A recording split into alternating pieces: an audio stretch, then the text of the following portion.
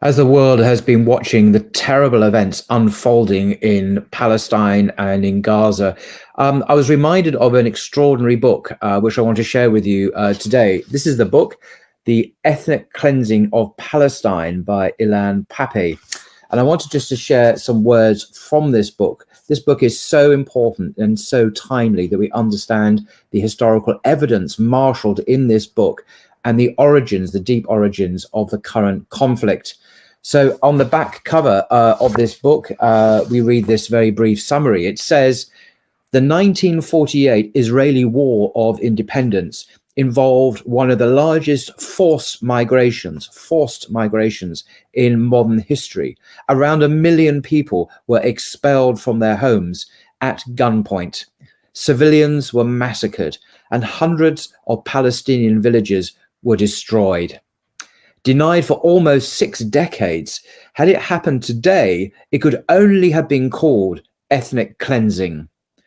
In this groundbreaking book, renowned Israeli historian Ilan Pappé offers impressive archival evidence to demonstrate that from its very inception, a central plank in Israel's founding ideology was the forcible removal of the indigenous population, a strategy that continues to the present day. Dr. Pappé's vivid and timely account sheds new light on the origins and development of the Palestine-Israel conflict and is indispensable for anyone interested in the Middle East. So that's the words on the back cover. Ilan Pappé is a professor of history at the University of Exeter here in England. He's the author of numerous influential books, and he's an Israeli historian, as I say. Now, in this book, The Ethnic Cleansing of Palestine, I just want to read from the preface, the very first chapter of the book, which really sets the scene. This is very distressing reading, but it's based on archival evidence, documentary evidence, which he meticulously notes at the back of the book. All his points and assertions are referenced with evidence. So I'm just going to read the preface, as I say, just to introduce you to this book and encourage people, obviously, to read it for themselves. And it begins somewhat strangely about a house in Tel Aviv. But this is a really significant house historically. So he begins. The Red House was a typical early Tel Avivian building, in other words, from Tel Aviv. The pride of the local Jewish builders and craftsmen who toiled over it in the 1920s.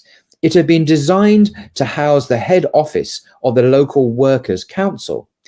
It remained such until, towards the end of 1947, it became the headquarters of the Haganah, the main Zionist underground militia in Palestine. Located near the sea on the Yarkon Street, in the northern part of Tel Aviv, the building formed another fine addition to the first Hebrew city on the Mediterranean, the White City, as its literati and pundits affectionately called it. Today, the house no longer exists there, a victim of development, which has razed this architectural relic to the ground to make room for a car park next to the Sheraton Hotel.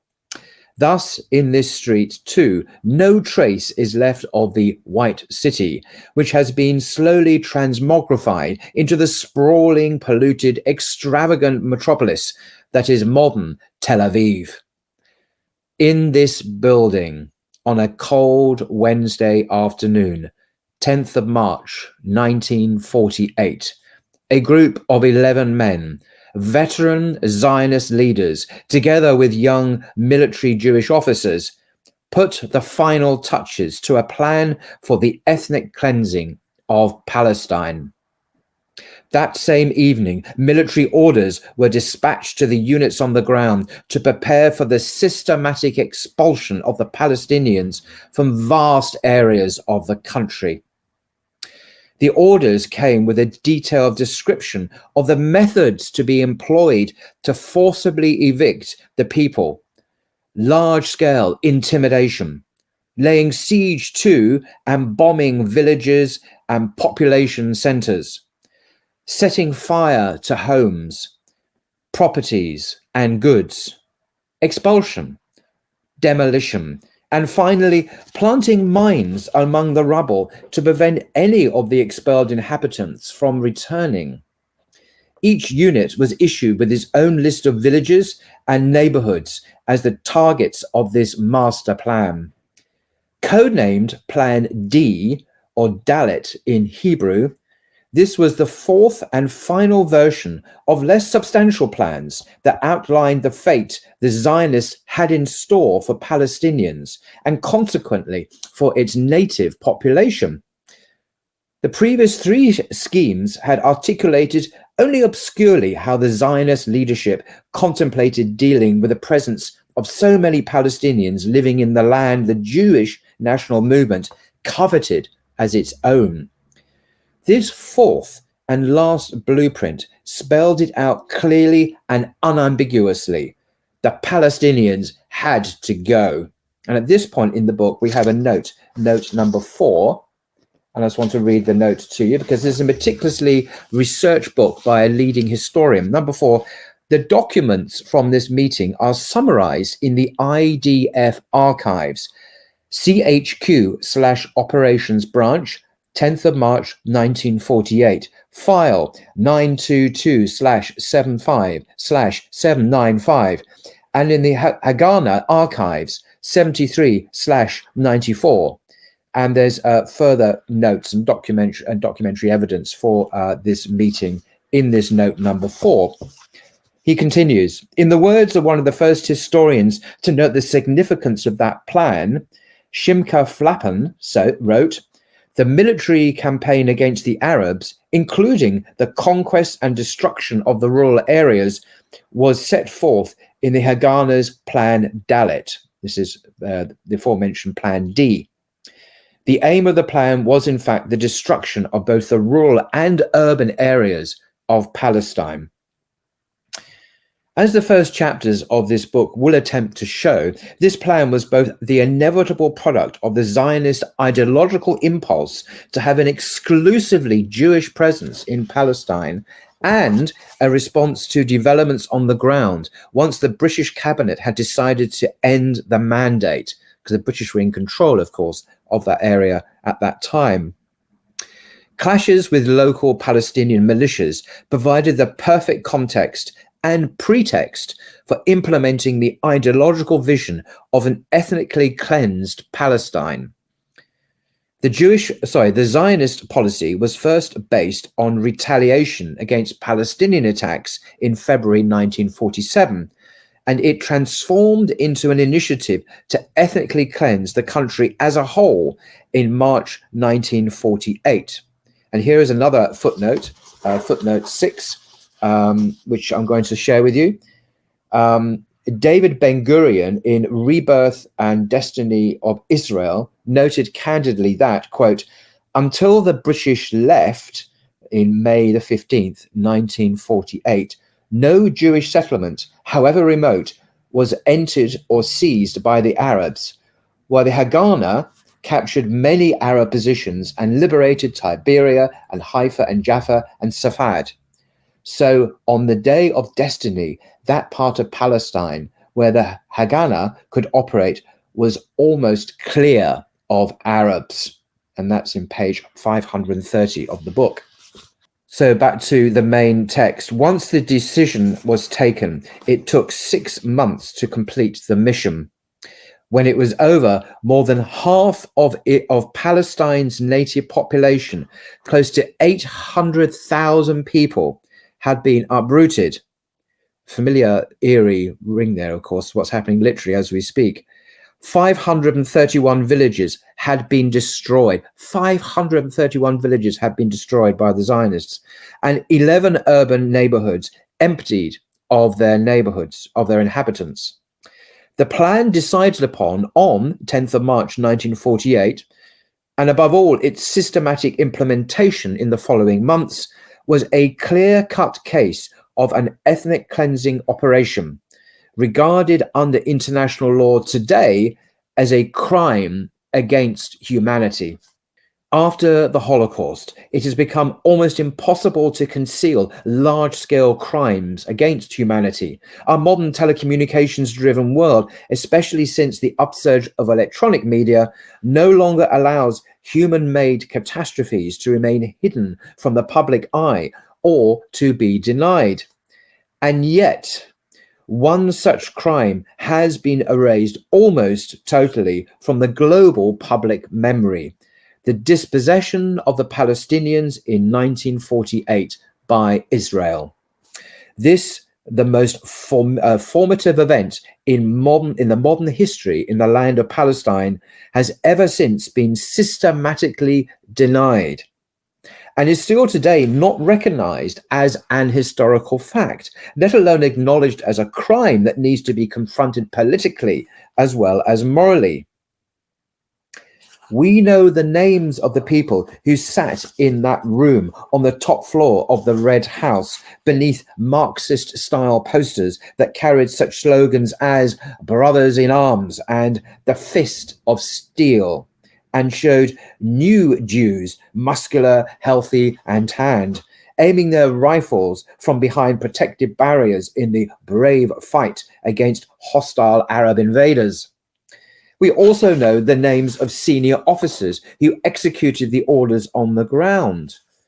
All are familiar figures in the pantheon of Israeli heroism. Not so long ago, many of them were still alive, playing major roles in Israeli politics and society. Extraordinary. Very few are still with us today.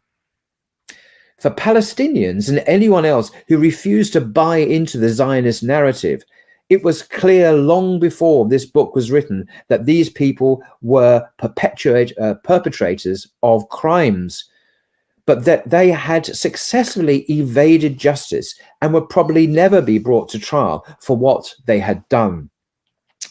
Besides their trauma, the deepest form of frustration for Palestinians has been that the criminal act these men were responsible for has been so thoroughly denied, and that Palestinian suffering has been so totally ignored ever since 1948. This book opens with a definition of ethnic cleansing that I hope is transparent enough to be acceptable to all, one that has served as the basis for legal actions against perpetrators of such crimes in the past and in our own days. Quite surprisingly, the usual complex and, for most normal human beings, impenetrable legal discourse is here replaced by clear, jargon-free language. One of the great benefits of this book is very clear, very well documented.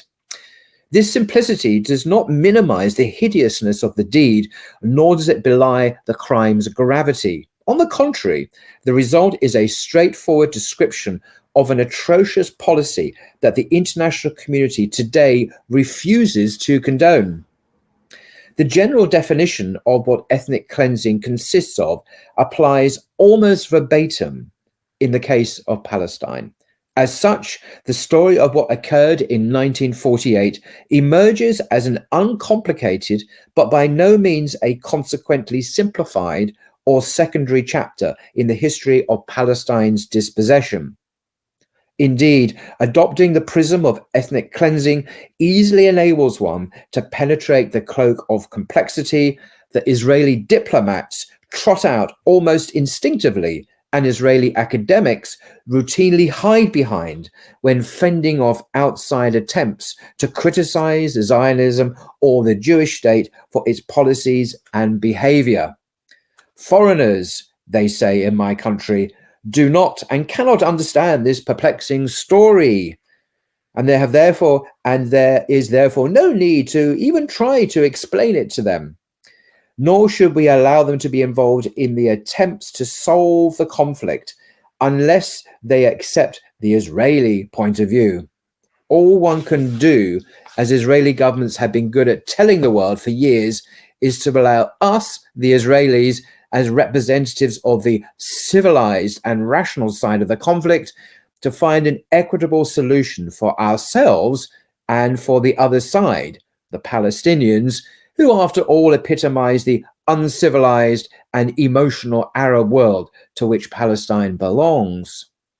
The moment the United States proved ready to adopt this warped approach and endorse the arrogance that underpins it, we had a peace process, in inverted commas, that has led and could only lead nowhere, because it so totally ignores the heart of the matter. And Ilan Pappé concludes the first chapter of the book. But the story of 1948, of course, is not complicated at all. And therefore, this book is written as much for newcomers to the field as it is aimed at those who already, for many years and various reasons, have been involved with the question of Palestine and how to bring us closer to a solution. It is the simple but horrific story of the ethnic cleansing of Palestine, a crime against humanity that Israel has wanted to deny and cause the world to forget. Reviving it from oblivion is incumbent upon us, not just as a greatly overdue act of historiographical reconstruction or professional duty. It is, as I see it, a moral decision, the very first step we must take if we ever want reconciliation to have a chance and peace to take root in the torn lands of Palestine and Israel. End quote. That's the book, The Ethnic Cleansing of Palestine. And on the inside cover, we can see some remarkable reviews. Professor of International Law at Princeton University, Ilan Pappé, has written an extraordinary book of profound relevance to the past, present, and future of Israel/Palestinian relations. George Galloway says, former MP, fresh insights into the world of historic tragedy related by a historian of genius. And many other very distinguished academics and leading journals have praised this work. The Independent, the British newspaper, on the back says, this is a major intervention in an argument that will and must continue. There's no hope of a lasting Middle East peace while the ghosts of 1948 still walk. And the Times Literary Supplement, a very distinguished academic publication from the UK, Pappé has opened up an important new line of inquiry into the vast and fateful subject of the Palestinian refugees. And lastly, Publishers Weekly says, an accessible, learned resource without question. Pappé's account will provoke ire from many readers. In other words, some readers won't like it. Importantly, it will spark discussion as well. So there we are. I do recommend this book. Very timely work to become familiar with. And it really sets the context, doesn't it? The historical context, the political context of the current conflict in the Middle East, which we all seeing unfold literally hour by hour before our eyes, with incredibly dangerous implications for the world as well. So this is a good text to get to know if we want to know what's really happening, the real context of this terrible tragedy. Until next time.